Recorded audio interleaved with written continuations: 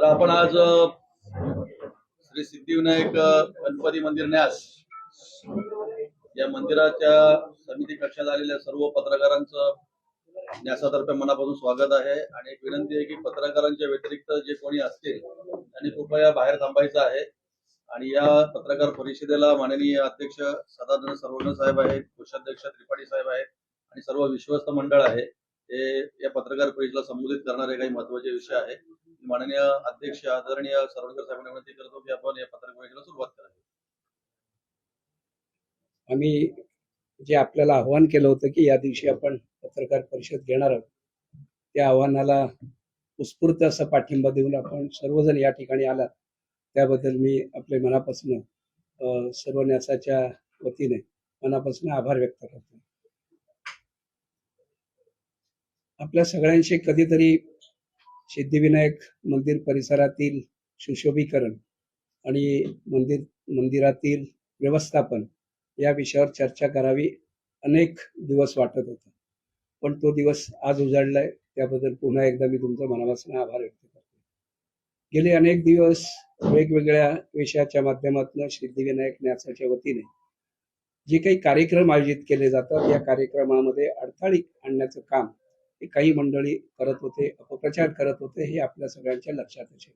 पण आम्ही या सगळ्याकडे दुर्लक्ष ठेवून महाराष्ट्र शासनाने या मंदिराच्या एकंदरीत सुशोभीकरण आणि भक्तांसाठी सुविधा, तसंच आजूबाजूचे जे रहिवासी आहेत या रहिवाशांना जो काही आज त्रास होतो वेगवेगळ्या कारणामुळे, तो त्रास कमी करण्याच्या दृष्टीने शासनाकडे आम्ही काही निधीची मागणी केली होती आणि ते निधीची पूर्तता राज्याचे मुख्यमंत्री फडणवीस साहेब आणि शिंदे साहेब, त्यावेळेला शिंदे साहेब मुख्यमंत्री होते, फडणवीस साहेब उपमुख्यमंत्री होते, पण त्यांनी त्वरित इथल्या अडचणी लक्षात घेऊन त्यावर उपाययोजना करण्यासाठी आवश्यक अशा निधीची उपलब्धता मुंबई महानगरपालिकेला करण्याचे निर्देश दिले। याचा अर्थ सरळ असा आहे की हा जो निधी आहे हा मुंबई महानगरपालिकेचा आहे, तो सिद्धिविनायक मंदिराच्या ट्रस्टींकडे किंवा मंदिराच्या न्यासाकडे कुठल्याही परिस्थितीत वर्ग केला जाणार नाही किंवा केला नाही। हा सर्व निधी हा मुंबई महानगरपालिकेच्या वतीनेच जो महाकाल मंदिराचं आराखडा तयार केलाय, त्याच कंपनीने श्री सिद्धिविनायक मंदिराच्या न्यासाच्या सुशोभीकरणाचा आराखडा तयार केलेला आहे। त्या आराखड्यावर अंदाजे किती खर्च येईल हे गृहीत धरून काही निधी हा आरक्षित करून ठेवलेला आहे। मी आपल्या सगळ्यांच्या वतीने 500 कोटी रुपये जो आरक्षित करून ठेवलेला आहे निधी मुंबई महानगरपालिकेने, त्याबद्दल राज्याचे मुख्यमंत्री, उपमुख्यमंत्री आणि मुंबई महानगरपालिका आयुक्त यांचे मनापासून आभार व्यक्त करतो। लोकांमध्ये एक दिशाभूल करण्याचा या ठिकाणी प्रयत्न चालू आहे की हे 500 कोटी हे न्यासाकडे येणार आहेत किंवा सिद्धिविनायक ट्रस्टकडे येणार आहेत, पण तसा कुठलंही नियोजन हे शासन ज्या वेळेला निधी उपलब्ध करून देते त्यावेळेला नसते। साधारणतः आपल्या माहितीसाठी सांगेल, हा संपूर्ण तुमचा जो काही आजचा कार्यक्रम आहे हा पूर्ण महाराष्ट्र बघतोय।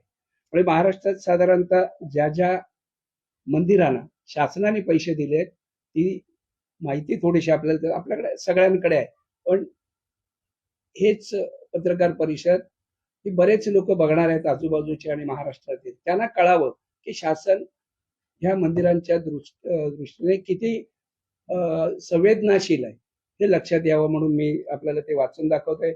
पंढरपूरसाठी साधारण 4150 कोटी, महालक्ष्मी मंदिर विकास आराखडा 1445 कोटी, परळ वैजनाथ मंदिर बीड 301 कोटी, मुंबादेवी मंदिर मुंबई 220 कोटी, भीमाशंकर ज्योतिर्लिंग साधारण 172 कोटी, अष्टविनायक तीर्थक्षेत्र 92 कोटी, महालक्ष्मी मुंबई 60 कोटी, संत तुकाराम महाराज देवस्थान देऊ हे साधारणतः 81 कोटी। याचा अर्थ महाराष्ट्र शासनाने वेगवेगळ्या माध्यमातून या मंदिरांसाठी आवश्यक असलेला निधी हा उपलब्ध करून दिला आणि त्या ठिकाणची जी प्राधिकरण आहेत या प्राधिकरणांच्या मार्फत या सगळ्या मंदिरांचा जो विकास होणार आहे हा त्या प्राधिकरणामार्फत होणार आहे. आपल्याकडे ठेवलेला निधी हा मुंबई महानगरपालिकेने आरक्षित केलाय आणि या निधीचा पूर्ण उपयोग हा मुंबई महानगरपालिकेच्या वतीनेच केला जाईल. आणि हा दिलेला निधी साधारण 2-2.5 वर्षापूर्वी असल्यामुळे जी एक काही प्रोसेस असते ती जवळजवळ पूर्ण झाली. मुंबई महानगरपालिकेने पहिल्या टप्प्यातल्या कामाची सुरुवात केली. साधारण 80 कोटीच्या कामाच्या निविदा मुंबई महानगरपालिकेने काढल्या.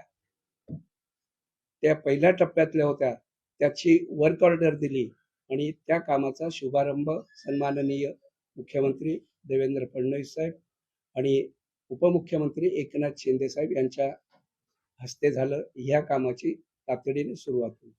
दुसऱ्या टप्प्यातलं काम ही साधारणतः मुंबई महानगरपालिकाच त्याच्या निविदा काढेल आणि त्या कामांचीही सुरुवात होईल. थोडक्यात सांगण्यामागचा उद्देश आहे की जे काही आरक्षित केलेले निधी आहे या निधीचा आणि सिद्धिविनायक ट्रस्टचा कुठलाही संबंध नाही. मात्र ज्या भक्तांच्या आजूबाजूचे जे रहिवासी होते यांच्या ज्या काही मागण्या होत्या की आम्हाला हे असलं पाहिजे, हे असलं पाहिजे, या मागण्या पूर्ण करण्यासाठी त्या आराखड्यामध्ये तशा प्रकारची प्रोव्हिजन करण्यात आली आणि ते काम आपण करतोय. इथे आता जे पहिल्या टप्प्यातलं जे काम होणार आहे, जे मंदिराच्या बाहेरचं आहे, मंदिराच्या आतलं नाही, या कामामध्ये साधारणतः मंदिर असल्यानंतर तिथे त्याचं एक प्रवेशद्वार भव्य दिव्य असलं पाहिजे. सिद्धिविनायक मंदिर हे महाराष्ट्रातले नव्हे तर जगभरातलं अतिशय महत्वाचं आणि भक्तांचं श्रद्धास्थान आहे. इथे केलेला नवस आपला पूर्ण होते ही भावना भक्तांची आहे आणि अशा मंदिराच्या समोर कुठलंही प्रवेशद्वार नसावं हे आमच्यासाठी काही योग्य नव्हतं. ही मागणी भक्तांची होती, आमच्या आता असलेल्या ट्रस्टची आणि सदस्यांची होती. त्यामुळे एक भव्य दिव्य असं प्रवेशद्वार उभं राहील.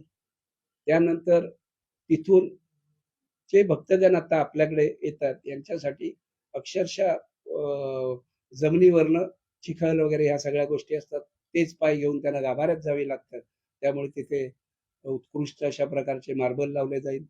वरती पावसाळ्यात काय अवस्था असते आपण सगळ्यांनी पाहिलेली आहे. त्यामुळे टॉपसाठी जे आवश्यक असं व्यवस्था आहे ती करण्यात आलेली आहे.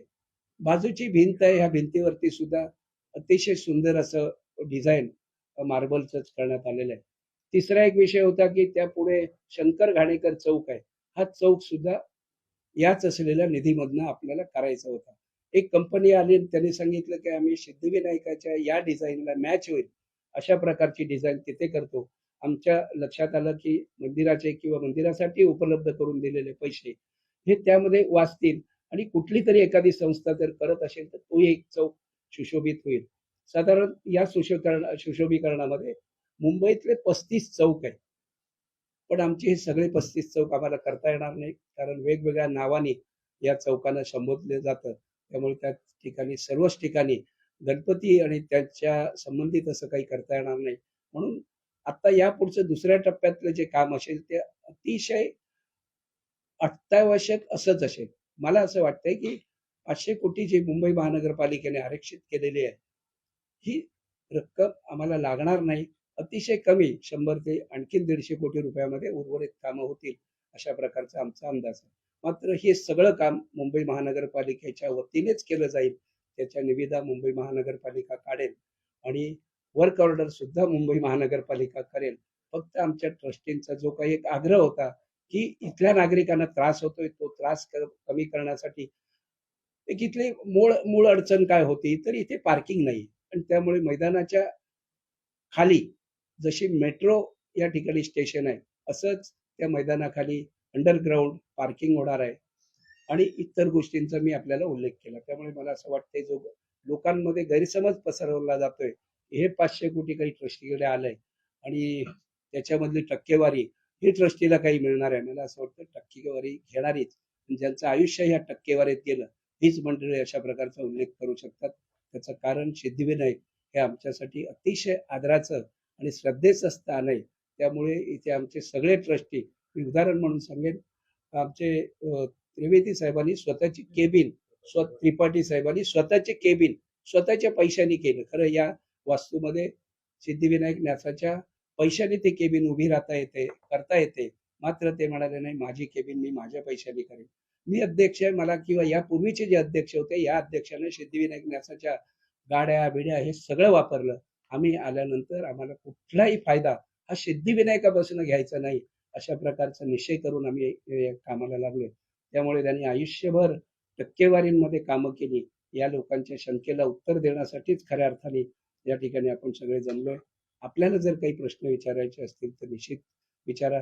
यामध्ये सिद्धिविनायक ट्रस्ट आता जी काही काम करते, हे काम करत असताना अनेक त्रुटी ज्या काही होत्या कर्मचाऱ्यांमधल्या, ह्या कर्मचाऱ्यांमधल्या त्रुटी लक्षात आणून दिल्यानंतर हे उत्पन्न जवळजवळ आता पूर्वी आठवड्याला साधारण 40-45 लाख रुपये जमत होते त्या पेट्यांमध्ये, त्या जवळजवळ 95 लाखापर्यंत ही रक्कम गेली. हे सगळं श्रेय इथे बसलेले जे ट्रस्ट आहेत यांचं आणि कर्मचाऱ्यांचं आहे. त्याच्यामुळे मला असं वाटतं, ज्यांच्या कालावधीमध्ये हे काही होऊ शकलं नाही त्या मंडळींच्या समोरच हे सगळे प्रश्न आहेत आणि त्याला आपल्या माध्यमातून मला असं वाटतं आज उत्तर दिलेलं आहे. तो तेच सांगितलं ना आपण, जे 40-50 होते ते आता 97 लाखापर्यंत, कालचे किती होते बुधवारची?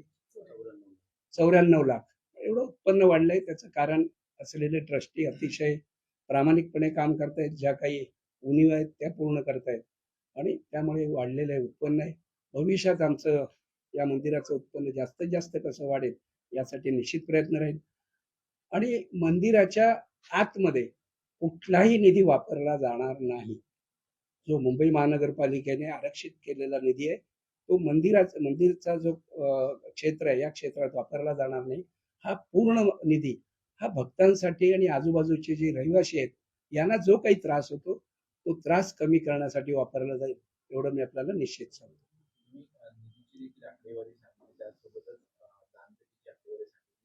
जेव्हा महानगरपालिकेने ही घोषणा केली 500 कोटी सिद्धिविनायक न्यासाला देणार आहोत, तर असं म्हणणं आहे की सिद्धिविनायक न्यासाकडे एवढा पैसा असताना मुंबई महानगरपालिकेचा पैसा घेण्याची काय गरज भासते, असा देखील सवाल राजकीय पक्षांकडून देखील उपस्थित. हा म्हणजे ज्यांना ह्या या अडचणींवरती मात करण्यासाठी ह्या निधीची गरज होती.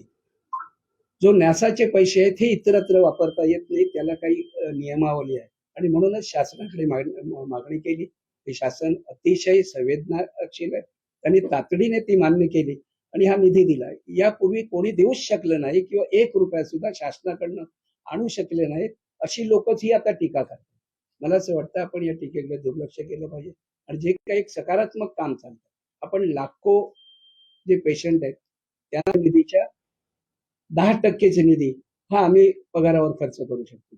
हे सगळे नियम पाळून आणि हे जे पैसे आहेत त्याच्यातला 1ही रुपया शासनाच्या मंजुरीशिवाय खर्च करण्याचा अधिकार कुठल्याही ट्रस्टीला नाही. त्यामुळे शासन ज्या ज्या वेळेला काही आदेश देते, कुठे पूरग्रस्त स्थिती निर्माण झाली किंवा अन्य काही स्थिती निर्माण झाली, त्यावेळेला शासन आम्हाला आदेश देतात की या गोष्टींसाठी आपत्तीग्रस्तांसाठी मदत करायची. सिद्धिविनायक न्यास करतात. आम्हाला या इमारतीच्या साठी आणि बाजूला अतिशय जागा कमी पडते म्हणून बाजूची एक लक्षात आलंय आमच्या. त्यामुळे याच्यावरती योजना करण्यासाठी ज्या ज्या गोष्टी करणं आवश्यक आहे यासाठी न्यासाकडे जे उपलब्ध निधी आहे या निधीचा उपयोग केला जातो. साधारणतः राहती घर आहेत सगळ्यांची, साधारण 500-700 स्क्वेअर फुटाची. त्यांनी पुनर्विकास केला तर त्यांना अतिरिक्त जागा ही आणखीन 40% मिळू शकते. हे सगळं लक्षात ठेवून रेडी रेकनरच्या आणि शासनाच्या नियमाप्रमाणे आम्ही त्यांना ऑफर केलेली आहे आणि ती जर त्यांना मान्य झाली तर ते पैसे शासनाच्या मान्यतेने आम्ही त्यांना देऊ आणि ती एक बिल्डिंग आपण ताब्यात घेऊ. शेजारची इमारत आहे सिद्धिविनायक इमारत आहे, ही तर सिद्धिविनायक न्यासाच्या मालकीचीच आहे. आमचा प्रयत्न राहील त्या इमारतीमधल्या निश्चित पैसे, पण हे बाहेर कुठेतरी खर्च करण्यासाठी नाही तर सिद्धिविनायकाशी जे संबंधित गोष्टी त्याच्यासाठी. पार्किंग संदर्भातला देखील विषय आहे, मैदानाचं आरक्षण, मैदानावरती पार्किंगचा विषय असल्यामुळे अनेकांनी त्या ठिकाणी आंदोलन देखील केलं. त्या मैदानाला विरोध करतायत सिद्धिविनायकला देऊ नये. आंदोलन ज्याला माहिती अभ्यास करून करण्याची गरज होती किंवा नगरपालिकेने ज्या टेंडर काढलं त्या कंत्राटदारांना इतर गोष्टीसाठी भेटतात, तर ही माहिती करून घेण्यासाठी भेटण्याची गरज होती. हे जे पार्किंग होणार आहे हे अंडरग्राऊंड आहे, जशी मेट्रो झाली तसंच ते होणार आहे. वरच्या गार्डनचा कुठलाही भाग त्याच्यामध्ये बाधित होत नाही. हे त्याला माहिती असून सुद्धा काहीतरी तिथल्या तरुणांना भडकावून एक आंदोलनासाठी कुठला तरी एक विषय निर्माण केला. आपले कोणीतरी राईट अँड लेफ्ट घेऊन तिथे जे काही आता तिकडच्या प्रवेशद्वाराचं एक काम होते, साधारणतः मला असं वाटतं की जिल्हा नियोजन निधीमधनं तेही काम होते. कर्मचारी काम करतायत, नक्षीकाम करतायत, त्यांच्यावरती बांधलेली शेड होती ती ओढून टाकणं, शिव्यागाळी करणं कंत्राटदारांना, हे कशातच होतं काय? त्या सिद्धिविनायकामध्ये आजपर्यंत अनेक लोक प्रतिनिधी येऊन गेले, पण सिद्धिविनायकाच्या उत्कर्षामध्ये किंवा इथल्या त्यावेळेला मी असं म्हणालो की आता त्यांनी दिलेली मुदत ही खूप आहे. साधारणतः हे काम एका वर्षात पूर्ण झालं पाहिजे आणि हे काम सुरू असतानाच दुसऱ्या टप्प्यातलं काम सुरू झालं पाहिजे. या निविदाही त्यांना लवकर काढाव्यात तशा प्रकारची विनंती आम्ही मुंबईच्या महापौरांना केलेली आहे. त्यांनी एखादी बैठक लावून दुसऱ्या टप्प्याच्या कामाची जर निविदा काढली, कारण पहिला टप्पा, दुसरा टप्पा आणि तिसरा टप्पा, या टप्प्यामध्ये पहिल्या टप्प्याचं काम जर समजा चालू असताना दुसरा टप्पा चालू केला तर कुठेही बाधित होत नाही. त्यामुळे मला असं वाटतं हे 2-3 टप्पे लवकरात लवकर सुरू करून जर हे काम साधारण 2-2.5 वर्षात पूर्ण झालं तर खऱ्या अर्थाने आजूबाजूचे नागरिक आहेत त्यांना जो काही त्रास होतो त्यापासून त्यांना दिलासा मिळेल. पण त्या मैदानामध्ये सध्या म्हणजे पायऱ्या 5 लोकांना पायऱ्या म्हणतात. 20 मैदानात त्यांनी द्यायचं असतं. ज्यावेळेला आंदोलन झालं त्यावेळेला हा मुद्दा सुद्धा समोर आला होता. सिद्धिविनायक न्यासाच्या किंवा सिद्धिविनायक भक्तांच्या गाड्या ह्या मंदिरामध्ये किंवा त्या मैदानामध्ये कधीच उभ्या राहतात. हे जे आता तुम्ही ज्यांचा काय उल्लेख करताय ना, कमर्शियलपणे हे लोक त्याचा उपयोग करतात. मला असं वाटतं आम्ही उगाच टीका करण्यासाठी ही घेतलेली नाही. आम्हाला असं वाटतं ज्या आजूबाजूच्या रहिवाशांना खूप त्रास होतो, या त्रासातून त्यांना कसं काही रिलीफ मिळेल, त्यांना त्रास त्यांचा कसा कमी करू शकेल यासाठी आम्ही सगळेजण प्रयत्न करतोय. जे काही मुंबई महानगरपालिकेचे प्रोजेक्ट आहेत ते सुद्धा त्याच माणुसकीच्या दृष्टिकोनातून आहेत. आम्हाला टीका करण्यासाठी ते करायचं नाही. मला असं वाटतं हा पूर्ण प्रोजेक्ट झाल्यानंतर आजूबाजूचे रहिवासी आहेत त्यांना कुठल्याही प्रकारचा त्रास होणार नाही त्याची पूर्ण हमी आम्ही देतो.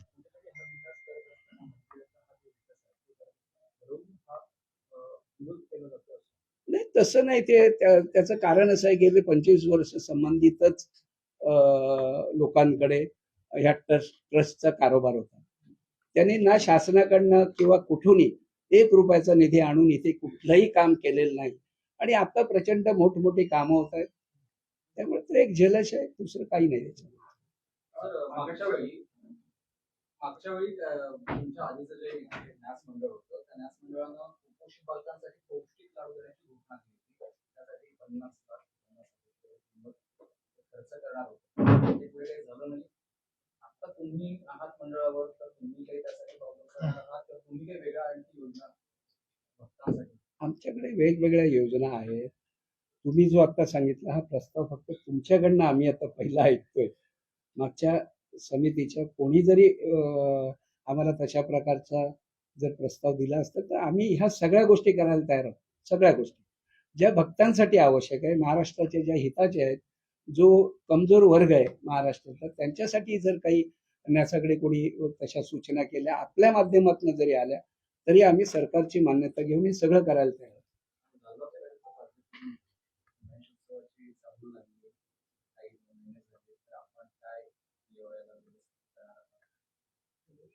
लालबागचा राजा हा 11 आणि 12 दिवस बसतोय. संपूर्ण महाराष्ट्रातली लोक तिथे येतात. त्याचं नियोजन त्यांची कमिटी चांगली करते. पण आमचं हे 365 दिवस दर्शनासाठी येणारं हे देवालय आहे. त्यामुळे आम्हाला 365 दिवस करावं लागतं आणि ते आम्ही सतत करत असतो. आमचे ट्रस्टचे सगळे सदस्यही अतिशय उत्कृष्टपणे आता काम करतात. हेच काही लोकांना ते त्रासाचं झालं असं मला वाटतं.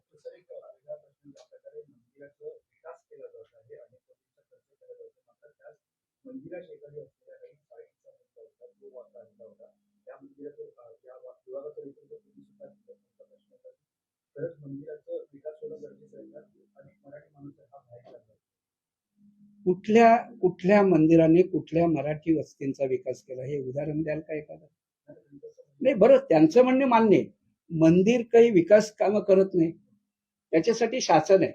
आपण ज्या विषयाच्या बाबतीत बोलतात त्या विषयाच्या बाबतीत असं आहे, जनार्दन अपार्टमेंट ही बाजूलाच राहणारी एक वसाहत आहे. ह्या वसाहतीला मुंबई महानगरपालिकेने C1 नोटीस दिली. C1 नोटीस दिल्यानंतर नेमकं काय होतं आपल्या सगळ्यांना माहिती आहे. मुंबई महानगरपालिकेने C1 दिल्यानंतर दुसऱ्या दिवशी पाणी लाईट कट करतो. मी लोकप्रतिनिधी होतो. मी साधारणतः तो साधारण कालावधी त्यांनी 1-1.5 वर्षांनी वाढवला. म्हणजे पाणी कापू दिलं नाही किंवा कापलं होतं तर त्यांना पर्यायी पाणी दिलं. इलेक्ट्रिसिटी कापली होती त्यांना वेगळी काहीतरी दिली आणि काही दिवस आम्ही ते पुढे नेलं. पण त्या इमारतींची अवस्था एवढी खराब होती, शेवटी मुंबई महानगरपालिकेने ते खाली करून घेतलं. खाली करून घेतल्यानंतर अनेक कुटुंब आहेत, ती साधारण 50 निघाली. त्या 50 भाडेकरूंना 1 वर्षाचं भाडं द्यायचं. मी माझाच कोणीतरी संबंधित असलेल्या त्या माणसाला सांगितलं की या 100 लोकांना भाडं दे, नंतर डेव्हलपमेंटचं काय आहे ते बघा. त्याचे 3 मालक आहेत. ह्या 3 मालकांपैकी तिन्ही मालक तिथे ब्लॅकमेलिंग भाडेकरूंना करतात, सरकारला करतात, विकासाला करतात. आणि त्या तिघांच्याही आज तगायत एनओसी मिळालेलं नाही. तिथला लोकप्रतिनिधी, कारण हे नॉनसेन्स इमारत होती, त्या नॉनसेन्सची पूर्ण जबाबदारी मुंबई महानगरपालिकेची होती. पण तिथे असलेल्या नगरसेविका ह्या विशाखा राऊत आहेत, तिथे ढुंकूनही पाहिलं नाही. किंबहुना ते ज्या वेळेला एखाद्या डेव्हलपर बरोबर जात होते त्यावेळेला त्या हिस्सेदारांना भडकवून, म्हणजे ते 80% वेगळे होते आणि 20% तिच्या संबंधित होतं, त्याला भडकवून तो त्याच्यावर सह्या करायला तयार नव्हता आणि म्हणून ते प्रपोजल बऱ्याच दिवस रखडलं. राज्याचे मुख्यमंत्री त्यावेळेचे एकनाथजी शिंदे होते, त्यांना मी जवळजवळ 2दा आणलं. व्हीपी आहेत म्हाडाचे, ते त्या ठिकाणी येऊन गेले. संपूर्ण म्हाडाचे अधिकारी आले आणि त्यांनी ह्या सगळ्या रहिवाशांची संबंध. आता तिथे राजकारण आलं वेगळ्या प्रकारचं.